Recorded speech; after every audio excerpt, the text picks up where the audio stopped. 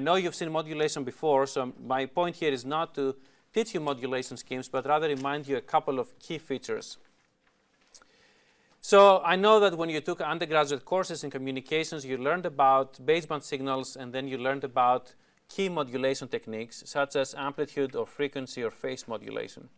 And the whole idea behind each one of this scheme is that you're modulating the carrier signal, which is my main RF signal, in its either amplitude, frequency, or phase, such that you can encode different bits. In analog schemes, you're not encoding bits, but you can take those schemes and essentially transfer them to the digital domain, and they're now called amplitude shift keying, or frequency shift keying, or phase shift keying, again, depending on whether you're encoding information in the amplitude, frequency, or phase of a signal. For example, in the very simple amplitude shift keying technique, you can give a certain amplitude of the signal for the bit of 1 and almost 0 amplitude for a bit of 0.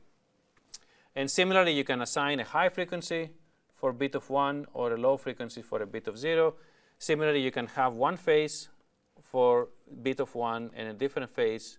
Here you can see the phase change for a bit of 0. And all of these techniques have advantages and drawbacks, and the book actually has a pretty good discussion of them. I have some summary in my notes that you can actually take a look in case you need a refresher.